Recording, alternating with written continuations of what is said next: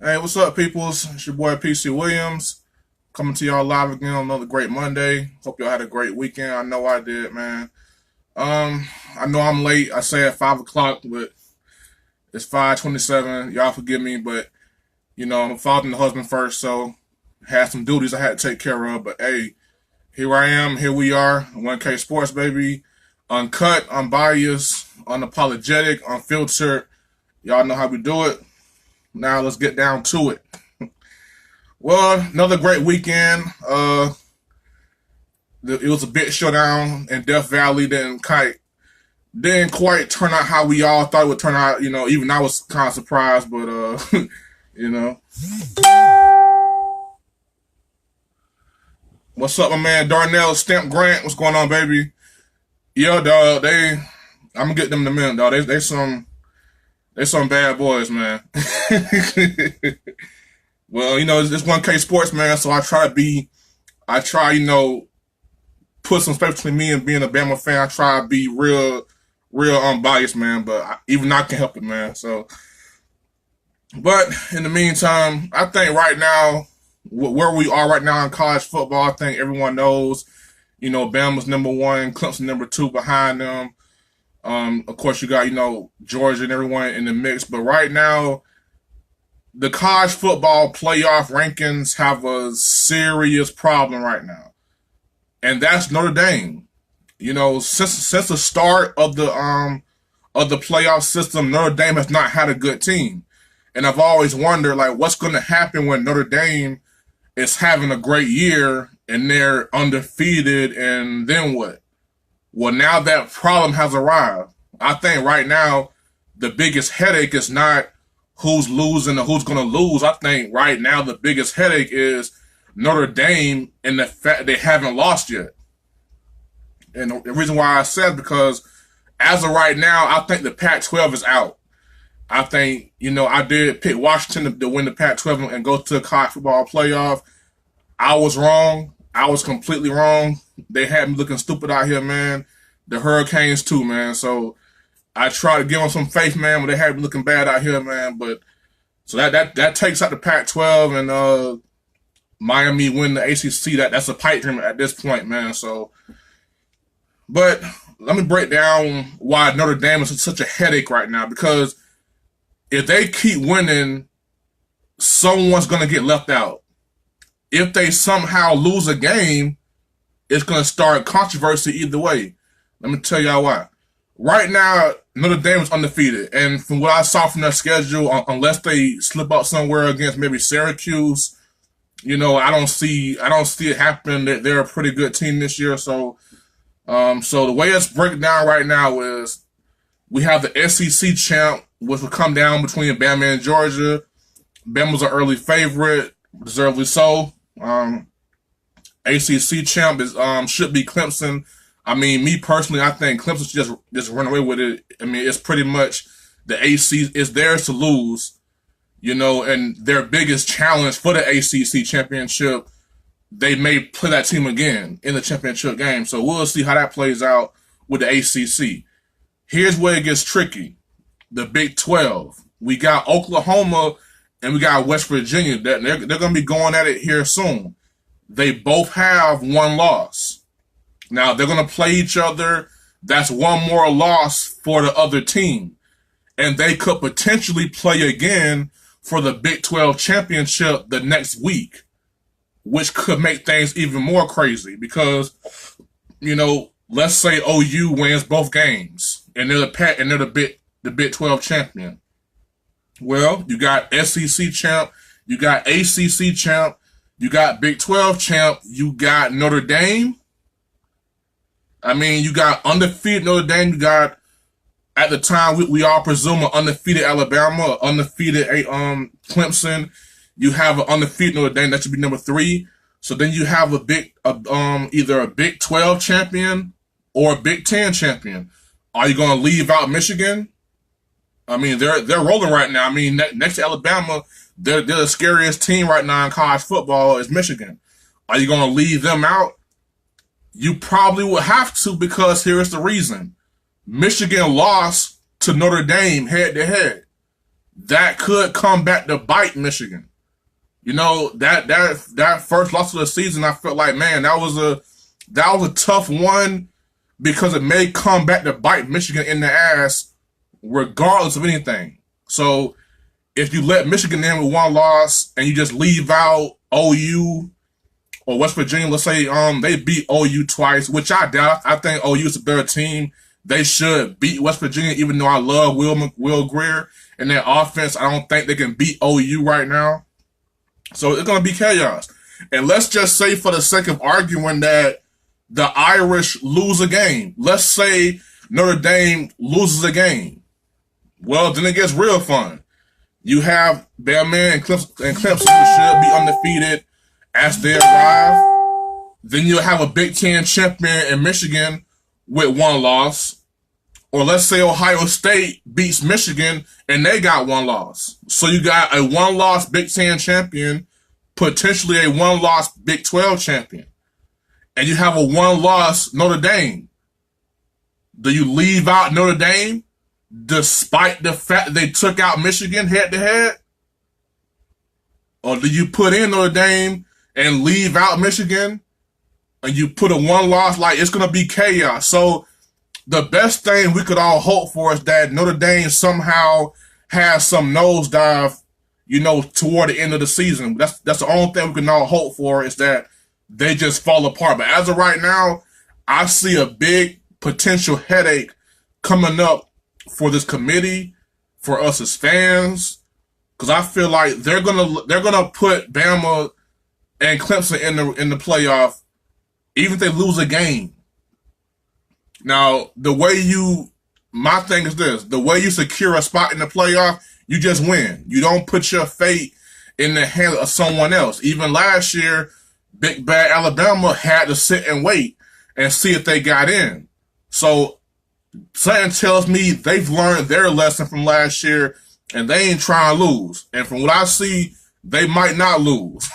So we're going to see how that plays out. And you got Clemson. The ACC is just trash. They should win it going away. So those are two spots right there. So if Notre Dame loses a game, they're not really automatically out because they own the head-to-head against Michigan. So if you put the Irish in the playoff with one loss over a one-loss Michigan, who just may be Big Ten champions, I don't see why that would be an issue because they won the head-to-head in Ann Arbor. I mean, no, in South Bend. It was a home game for the Irish, so I don't know, would that be in consideration who played the best schedule, but the head-to-head? You know, we're gonna see. We're gonna see. So, like I said, if everyone keeps winning, it's gonna be a headache. If Notre Dame loses, more headaches. But the great thing about college football is this, y'all. We still got 3 more weeks. We still got championship Saturday, so anything can happen between now and then. I just know this: I do not envy the members of the playoff committee. I don't envy them one bit. This is a hard-ass decision that they got to make. And when you have a marquee program like Notre Dame, when you have a marquee program like them and they're undefeated and you know the ratings are going to be sky high, the TV, you know, money is going to be made, Notre Dame in the college football playoff, potentially facing Alabama or someone, that's great for TV. That's great for the sport. Let's not kid ourselves. But if Notre Dame loses a game, that's just a start of the mess, because now their argument is, hey, yes, we lost one game. Shame on us. But we beat Big Bad Michigan to start the season head-to-head. Do not take that from us.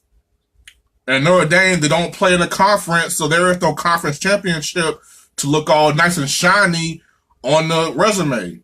So that could bite them in the behind. So either way, it's a double-edged sword. If Notre Dame keeps winning, it causes an issue. If by some reason Notre Dame loses a game, if they lose one game, they still have an argument to say, look, we beat Michigan head-to-head and we lost one game. What's the big deal? They lost one game, so what? We beat them head-to-head. How you gonna leave us out? We beat Michigan. You know, so it's gonna be a headache either way. My man Rambo Cannon from Tallahassee, man. What's going on, baby? Keep y'all heads up, man. FSU for life. Well, but yeah, man, I do not envy the playoff committee one bit, because if Notre Dame wins out, it's going to be controversy. If they lose the game, it's going to be controversy. Think about this. Either the Big Ten or the Big 12 champion will not be in the playoff with one loss. So we'll see how it plays out, man. My man Rambo Cannon, man, what's going on, baby? Well. Now we get to the matchup of the weekend, or so we thought. Let me tell y'all something, man. Like, picture this. Alabama walks into, arguably, you know what? This 1K Sports, so I'm going to say what I got to say. Alabama walked into the most hostile, contentious, scariest environment in college football, Death Valley at night. And they played the number 3 ranked team in the country. LSU was ranked number 3 in the playoff rankings. You know that team, the University of Georgia, that took Bama all the way down to the wire last year in the championship game, where Tua threw a 2nd and 26 pass to beat them? That Georgia team got their ass beat by 20 in this same stadium. And Alabama just walked into the home, the most hostile, most insane asylum in the country. And they just wiped the floor with the number 3 team in the country in their own house. The final score was 29-0. But trust me, it was never that close. The final score, 29-0, is impressive in itself. And even that's not telling the whole story of just how dominant they were on this night in this environment. Was like, offense had nearly 600 yards of offense, but they had horrible red zone play calling. The score was 29-0. It should have been 31-0 because of 2 missed extra points. And then Bama got deep down in the red zone, deep down there twice more. So it should have been at least, at the worst case scenario, 45-0. The final score of this game is actually saving LSU's image right now. And thank God, now I will say this, LSU's defense is that legit. But Bama's offense is just that legit. I mean, I think LSU, you know, we left about, I would say legitimately, Alabama left about 14, 17 points on the field. Now, a lot of that had to do with bad play calling in the red zone, but a lot of that was LSU's defense, you know, having some pride. They didn't just lay down, because most teams, you know, they get down to Alabama and they lay down. LSU didn't lay down. That much I will give them. They did not just lay down. We knocked them down. They got knocked down and they couldn't get back up. So, but you gotta think, man, all week long you heard about this hostile environment, LSU, Death Valley at night. Ed Orgeron with his New Orleans accent, hyping it up. He coming out there on the field, you know, y'all come on, yo, getting the whole crowd hyped. And Bama just reduced them to nothing. The number 3 ranked team in the initial college football rankings. The number 3 team. Basically saying that if it all went down before Saturday, LSU would be in contention for a national championship. And Bama just walked into their house. Bama walked into Death Valley and smacked around LSU like they wasn't even there. So now we know it's not the schedule, it's not who you playing. Bama is just better than everyone else. Let me give y'all some scary, here's something to think about about this whole Bama thing. You had Tua didn't play a great game. His bad game, Tua's bad game was 26 of 42, 295 yards, 3 touchdowns, 2 passing, 1 running for 44 yards, 1 interception. He did throw a pick. He is human, but that's a bad game for Tua. That's considered a bad game for him. That's considered a not so good game for him. And that's what he put up there against LSU in that environment. And had the red zone play calling been a lot better, this dude easily has 350, probably down near 400 yards, a couple more touchdowns. I mean, they're just loaded. You have Tua Tagovailoa, the best quarterback in college football. His backup is 26-2 and the SEC Player of the Year. They got 4 legit receivers. Jerry Jeudy is a monster. The next great one. Then you have Henry Ruggs, who's probably our biggest play receiver. Devontae Smith, Mr. Clutch, caught the game-winning touchdown last year in the championship game. He wasn't even healthy Saturday. He barely even played. Barely even saw the field. He had a bad hamstring. He'll be back healthy real soon here. Jalen Waddle, our new explosive weapon, he's balling. Our punt returner receiver guy, he can do it all. They're just loaded. And here's a scary part. Bama's foundation was built on defense. What I saw Saturday was a motivated, pissed off defense. Bama's whole foundation throughout this whole dynasty has been running backs and defense, great coaching, clutch playing, but now you give Alabama an explosive offense. That's a nightmare to go along with this defense that is playing with a chip on their shoulder. And they're led by Quentin Williams, who is an absolute monster. Jonah Williams is a first-team All-American, will for sure be a top 5 pick in this year's draft. They asked him about Quentin Williams.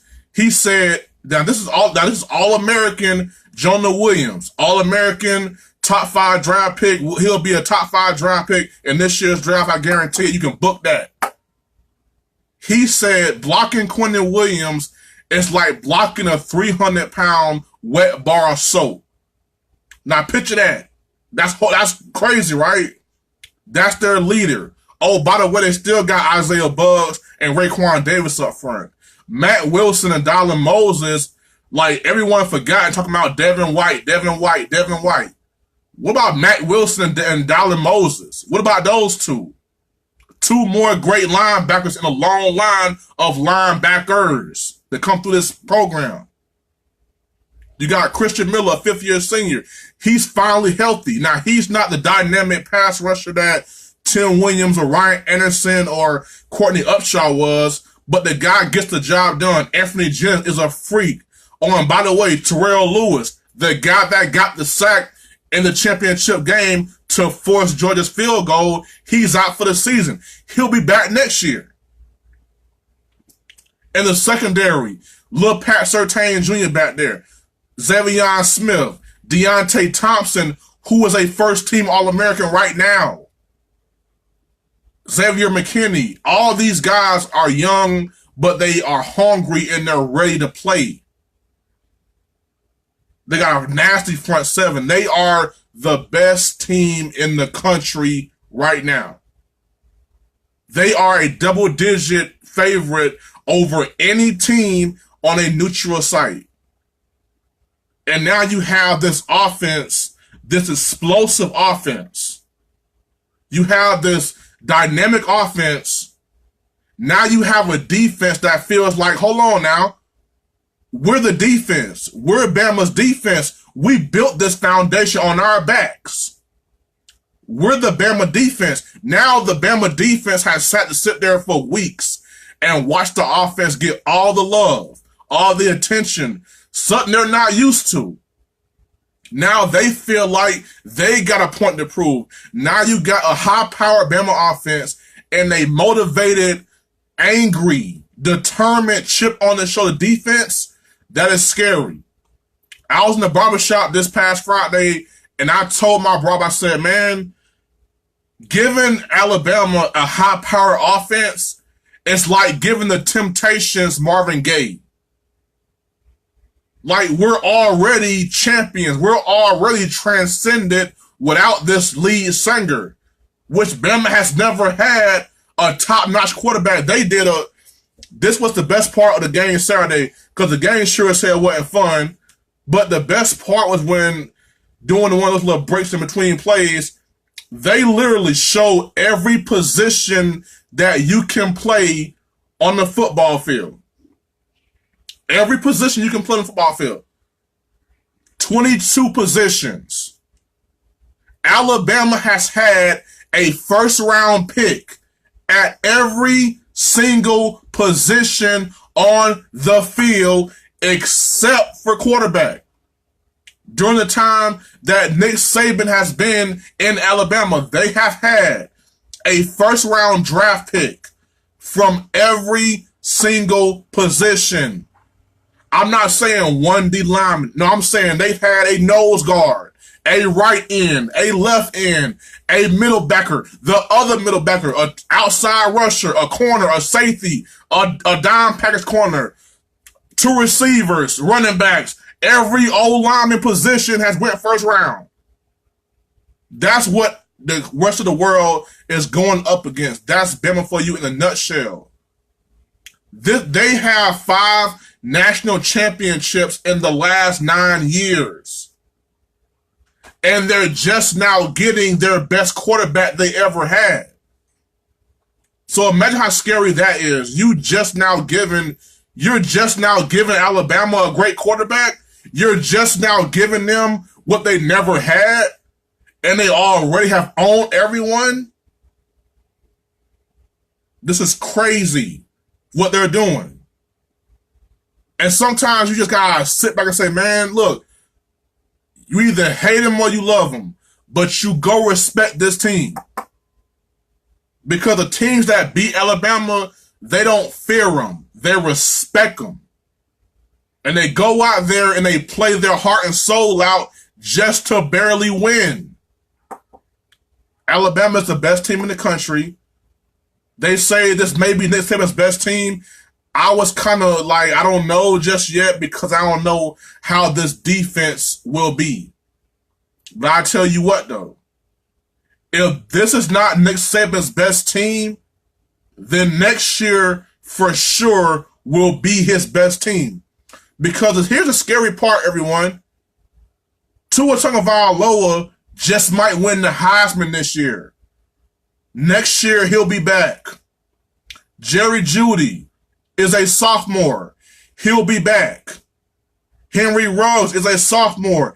He'll be back. Devontae Smith is a sophomore. He'll be back. Jalen Waddle is a true freshman. He'll be back. Najee Harris is a sophomore. He will be back. Joshua Jacobs is a junior. Maybe he comes back. Maybe he doesn't. I'm betting he does. So every receiver who I feel is our most talented back. Oh, and by the way, I didn't even get to the running backs. Damian Harris, 19 carries, 107 yards, 1 touchdown. Najee Harris, 6 carries, 83 yards.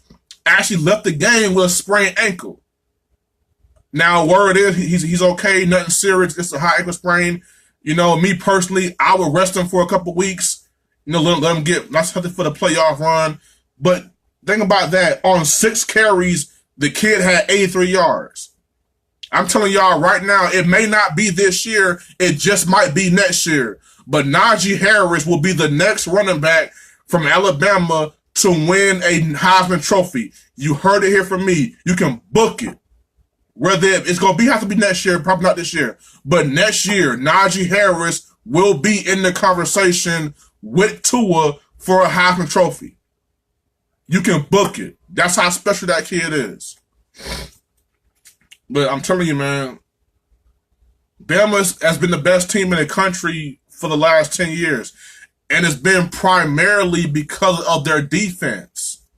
Because their defense. You look through all the history, whether it be passing yards, rushing yards, yards per game, yards allowed, points allowed, Alabama's defense has always been right there, 1-1-1 or right there 1-2. But now you give this team that's always had great defense and great running backs. Now you give them a quarterback like Tua.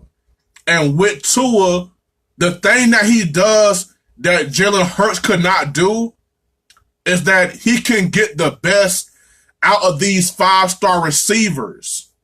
See, the thing here is Bama has always had very talented receivers, but it was always one guy. It was always Julio, Amari, and Calvin. So, okay, we'll load the box up. We'll put our best corner on Cooper or Jones or Ridley, and we'll live with that. But now you can't do that. You can't just focus on Jerry Jeudy, because if you do that, then they'll kill you. If you leave them all one-on-one, they're all going to kill you. If you play zone, they will eat you alive. If you leave five guys in the box, they will run you. They'll run through you. As you can see, Najee Harris and Damian Harris don't need much catches or touches to get to 100 yards. They'll get it in a heartbeat. They are the best team in the country, man, and I don't see them losing. They got Mississippi State at home. They got Auburn at home. Those are two good teams, not to be taken lightly, but I think Bama is just too much for them. They are going to ATL to play Georgia again for the championship, for the conference, for the SEC championship game. So guess what? Usually I'm going to say, okay, Georgia has a shot. I don't even know, man. But I will give Georgia a shot because of Kirby Smart. That's how much respect I have for Kirby Smart, because he knows this program. He knows this team. What Bama is, Kirby Smart helped lay that foundation. So if there's anyone that can stand across the sideline from Nick Saban and maybe coach with him or out-coach him, it can be Kirby Smart, because he's cut from the same Nick Saban cloth. He's cut from that same school. So out of respect for Kirby Smart, I would say the game against Georgia will be another classic. But as of right now, I just think it's too much Bama, too much Tua, too much Judy, too much Ruggs, too much Smith, too much Waddle, and now you have a pissed off, motivated defense that's only getting better. Too much, man. Too much.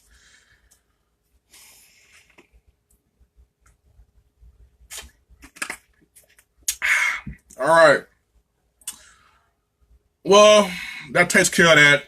I think we all was robbed of a great game. I think we all was expecting to be LSU and Bama, a knockdown, drag-out fight. Well, it was a knockdown, drag-out fight. LSU got knocked down and drug out their own house. But like I said earlier when I was talking about Notre Dame, keep a lookout for West Virginia, man. Because I think OU and West Virginia, they're two teams right now that they may have to beat the other one twice to get in the playoff. And I'm telling you right now, with these offenses, people ask me, okay, who would you put on the field with Bama right now? And you could say Georgia, but Georgia doesn't have an offense like Bama's. You could say Clemson, but I don't know. I'm not really sold on the kid Lawrence. I think Nick Saban will expose him when the time comes. But if there is a team, I would say the Oklahoma Sooners, because they have an offense that can match our offense. They have great receivers. Hollywood Brown, who I love. CeeDee Lamb, bad boy. These are great players. I would say they have the best shot because of the simple fact that they can score. And their defense won't get demoralized by getting scored on, because, hell, they're used to it. They're used to getting torched. they're used to having to cover for their offense or get beat down and off go out there and score for them. So they're not going to be demoralized by Tua because they've gotten killed by everyone. So I think Oklahoma is the biggest challenge down the road. But as of right now, I don't see anyone getting in Bama's way. If you do, God bless you. All right, on to the NFL. Last night, the biggest game we was all waiting for was the Saints and the Rams. And it was a damn good game. I think the Rams showed a lot of heart. You know, I figured that New Orleans would come out and jump out early and score early, probably get a big lead early. And I knew LA has the kind of firepower to fight back and get back to the game, which they did. It was 35-17. They came all the way back and tied it up at 35. The Saints get the field goal, got the ball back. Michael Thomas, who was balling out of his mind right now. I mean, the dude is top 5 receiver right now easily, man. So he scores a big touchdown. I mean, this dude, somebody called 911 because Michael Thomas beat Marcus Peters' ass like a 5-year-old in Kmart, man. I'm talking about beat his ass. And Marcus Peters is he's no slouch. He's no punk out there. But Michael Thomas did this boy in. I'm talking about destroyed him. So now you have questions about the Rams defense. And I did pick the Rams to win the NFC. I will stand by my pick. You know, my initial pick was the Rams and Jaguars. Well, I think we can all say for a fact the Jaguars ain't going no damn where. And the Rams are a legit contender. So, like I said, if all roads go through New Orleans, then all bets are off. Because this Saints team reminds me of 2009. They're very explosive, but very balanced. They had a 2-back system back then with Pierre Thomas and Reggie Bush. You had the one guy that could hammer you home all day, and you had the change of pace guy, Reggie Bush. They have my man Mark Ingram, Roll Tide, and they have Alvin Kamara. So you have a 2-back system. I think they have the best backfield in the NFL because of how versatile the two guys are. You got a top 5 receiver in Michael Thomas. And, you know, Drew Brees and him and Sean Payton, they're a match made in heaven, man. They're the modern day Bill Walsh and Joe Montana, man. They just run through you. They find out where you're weak at, and they attack you. So if they get home, feel it's over. Their defense is not bad. 2009 defense was actually a pretty good defense. They didn't have a lot of household names, but they forced a lot of turnovers. And they knew, okay, we have a high-powered offense. Let's take chances. Let's go for the ball. Let's jump routes. Let's have a little fun over here because we have an offense that can score 40. So if we just hold that team to 30, we'll be fine.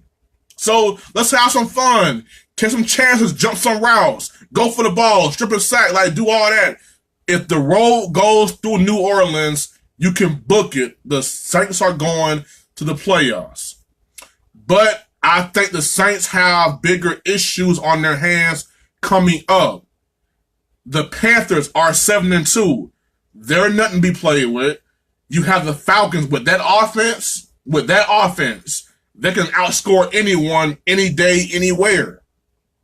So, and you have the Buccaneers who are very sneaky good. They can score 40 on you in a heartbeat and probably still lose, but they can still pull one out. They did beat New Orleans in New Orleans. So we'll see, guys. So right now, if the Saints keep this up, hey, whatever. But I stand by my pick of the Rams. I feel like they have an easier path because of their weak division. And I think the Saints have a harder path because they still have the Panthers and they still have the Falcons to go through.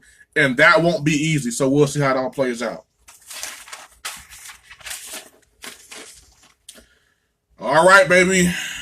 Tonight is the night. Tonight is what they call in Hollywood, man, the final call, man. Like, Dak Prescott, hey, in about 2 hours here, the Dallas Cowboys and the fans we're all going to find out just who we have at quarterback. Because I feel like the time has come. And for me, I'm happy as hell because I feel like in the midst of all this, figuring everything out, my man Dez Bryant got blackballed, but we ain't gonna go there.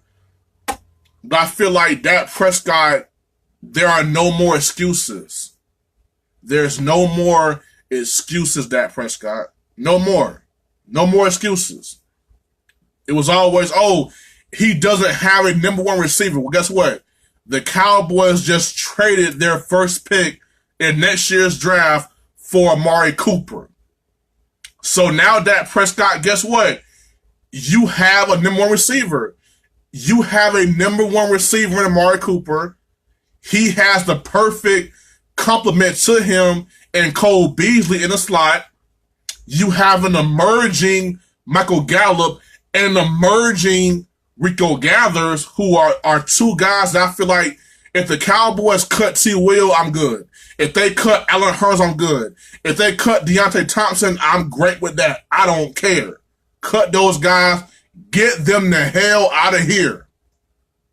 But if there are two players that I would beg Jerry Jones not to cut this year or anytime in the future, is Rico Gathers and Michael Gallup, because I see the potential that they have. I see what Rico Gathers can do. The kid can ball. Michael Gallup, he's a rookie. He's still raw. But I like what I see at times. He can get behind you. He can get past you. And with Coop on the other side and Cole Beasley, I can see Gallup being that new T. Will, that third guy that you don't really pay attention to. But hey, if you don't, he'll still bomb on you.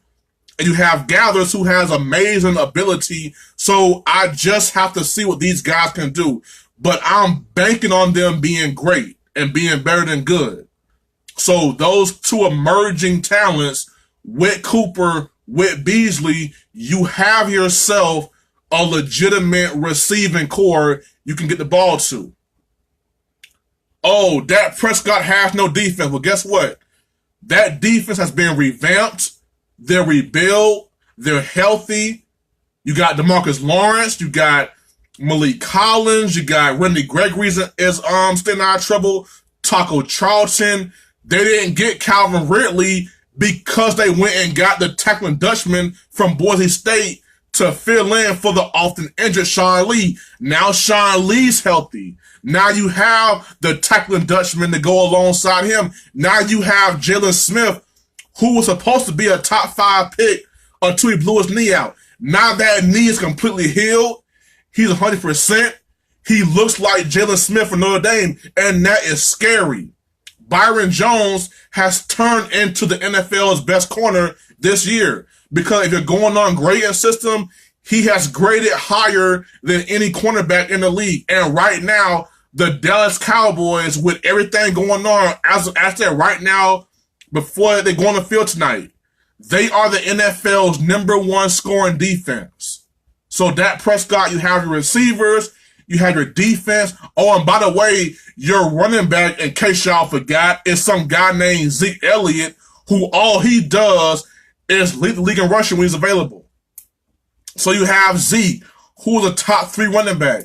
Your O-line is not what it used to be, but it's still better than most.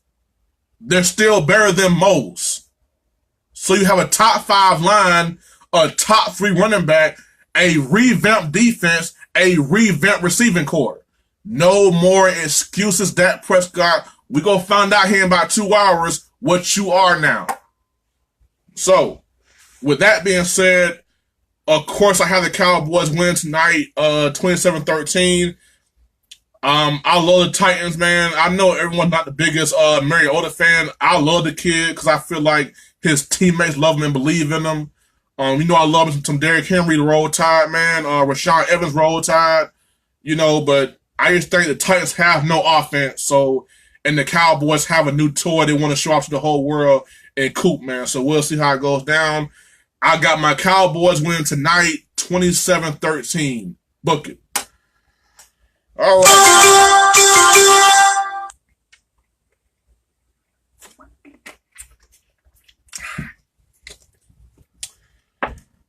as I close my show out, man, I want to, last night I was in the room like late this morning, like early night, early morning, late night, and me and my wife was watching an interview by Lil Rel, the comedian, and he talked about how the older comedians kind of resent guys like him because they feel like, oh, he has an easier path, and his name doesn't ring bells like their names ring bells and all stuff like that. And I feel like sometimes in life we get so caught up in the name brand and we don't respect the name someone made for themselves. For example, everyone loves a pair of Jordans. I got a few on myself, and my sons and my wife do too. We all love Jordans. As if a pair of Penny Hardaways ain't just as fresh or just as hard to get or worth having. Everyone loves the Mona Lisa. Me personally, I love Picasso. It's still a work of art. It's still popular. It's still damn good. It's still worth a lot of money. Everyone wants a Mercedes Benz. As if a brand new Cadillac ain't fresh to death too. If you ask me what my dream car is right now, I would tell you straight up, I would love to have me a brand new Cadillac truck. If I could have any car right now, give me a Cadillac truck. The thing is, we get so caught up in the name brand that we train our minds to say that's the only brand that matters. Now, if I say name me some great NFL running backs, you'll probably start saying Jim Brown, Emmitt Smith, Barry Sanders, Daniel Tomlinson, Walter Payton, O.J. Simpson. The list goes on and on. Adrian Peterson. But how come no one ever talks about Frank Gore? Oh, why? Because he's not Emmitt Smith? Because he's not AP? Because his name doesn't resonate? He's not a household name unless you stay in Miami? I mean, the guy was a third-round pick out of Miami.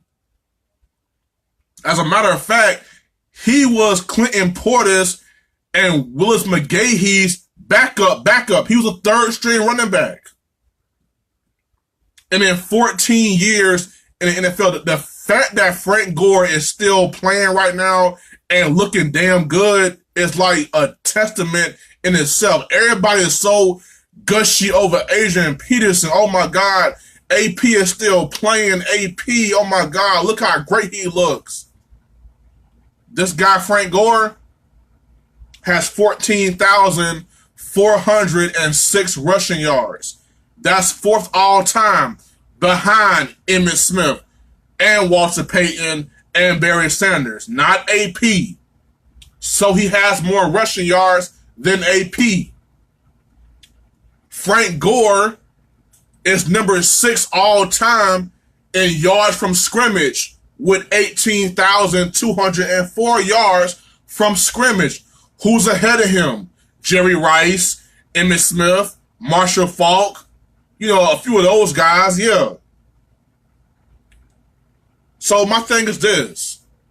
If I showed you these numbers and I didn't put no name to it, and I asked you, is that a first ballot Hall of Fame running back? You probably say, yeah. Who is that? Emmitt Smith? Walter Payton?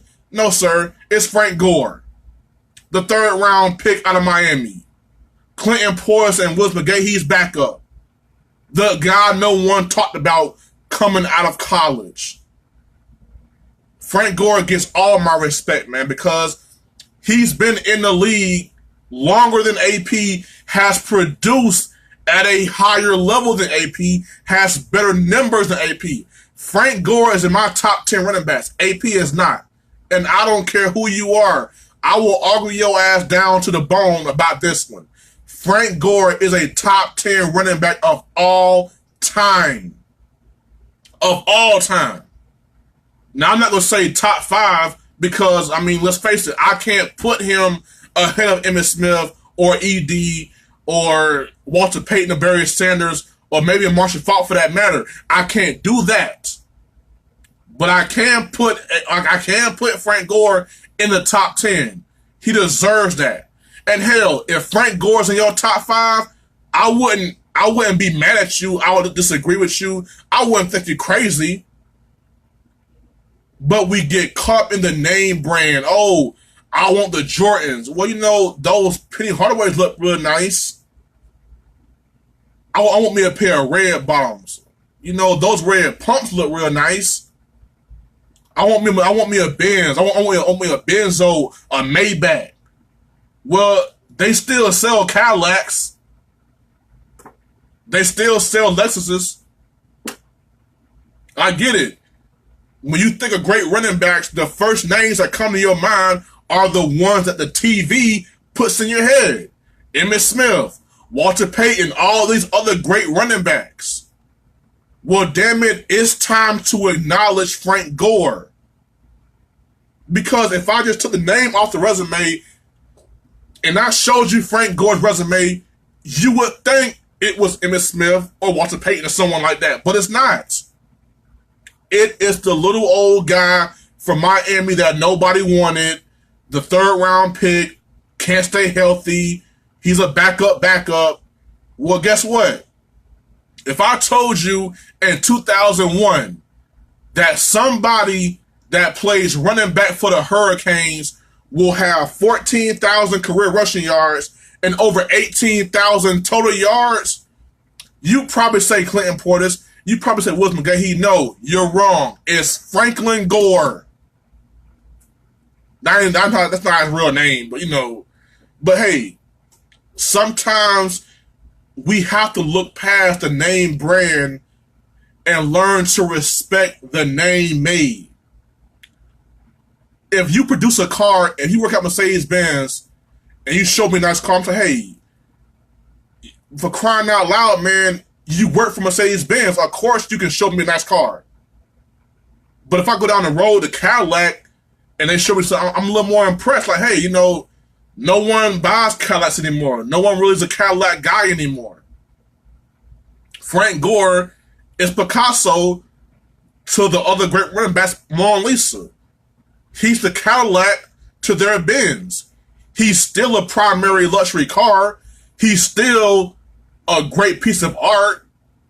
We just choose to ignore it because it's not our cup of tea, because the TV has trained our minds to only look at the big names. Not the name made, but the name brands. Frank Gore is a man-made man, a fully grown-ass man. He is a self-made first ballot Hall of Famer. Now, he probably won't get in first ballot. We all know how they get down. But if you're going to let AP in the Hall of Fame, Frank Gore better go in first. He better go in first. Frank Gore has earned a first ballot running back Hall of Fame credentials. And let me tell you his quarterbacks he's played with. Alex Smith, Sean Hill, JT O'Sullivan, Colin Kaepernick. When a guy that is no longer employed in the NFL was your best quarterback, oh, my brother, you're a Hall of Famer. Oh, he did have Andrew Luck in Indianapolis, but as we all know, Andrew Luck stays hurt. I seriously doubt the guy even played a full season with Andrew Luck. I doubt that. Period. He didn't have a T.O. or Jerry Rice at receiver. He didn't have a Michael Irvin at receiver or a Torrey Holt or Isaac Bruce at receiver. He didn't have none of that like the other great running backs had. Most of them did have. He had no one, no quarterback, had no Hall of Fame coach, no great thing going on. He was the foundation of those great 49ers teams. It's okay. We know this much. We got Frank going in the backfield, so we'll be just fine. Let's go and get a defense and receivers, and we're all right. And for about 3 years, they was all right. About 4 or 5 plays go differently, we're probably looking at a 3-time. This guy could be a 3-time champion. If about 4 or 5 plays go differently. You know, the Troy Williamson fumble against the Giants, the missed throw in the Super Bowl, the Crabtree, Sherman's interception in a championship game the next year after that. This guy could have played in 3 Super Bowls. Could have won a couple of them too. We never know. That's how great this guy was, and that's how underappreciated he is. So guys, please, kids, stop looking and falling in love with the name brand and learn how to respect the name made. Frank Gore is man-made. He is a made man. And if you ask me, he's a first ballot Hall of Fame running back, and it should not even be a damn discussion. But unfortunately, as the Hall of Fame has showed us, it will be. But hey, Frank Gore has taught me one thing though, man. It's not about how you get in. It's how you get out. He came in, 3rd round pick, can't stay healthy. Now he's going to the Hall of Fame. Not Woods McGahee, not Clinton Portis, Frank Gore. Anyways, well, that's my show, y'all. As you all know, my Cowboys played a couple hours. I got some things to do. Thank y'all for tuning in, man. Like I said, sorry I was late, man. Had things to take care of, man. For the most part, like I said, man, y'all, hats off to Frank Gore, man. You know, I did hashtag him in this video. I hope he sees it, man. Frank Gore, you are a certified legend. I don't care what they say. If I had a vote, you're in the Hall of Fame tomorrow. If I had a vote. So, big up to Frank Gore, man. Keep doing your thing, baby. Go out how you, if you're not ready to retire, man, keep going, dog, because AP's still going, you keep going. Retire when you're ready, man. I would love to see Frank Gore come play for the Cowboys for 1 year, or try to get it, just go, someone sign Frank Gore to a championship team, and let this man get a ring for it. He deserves nothing. He deserves that, man. If nothing else, Frank Gore deserves a shot to go out as a champion with someone. Someone, man. So, but that's my show for the day, man. It's 1K Sports. Uncut, unbiased, unfiltered, unapologetic, whether you like it or not. But anyways, thank y'all so much for tuning in, man. Much love, man. Y'all be easy. Peace.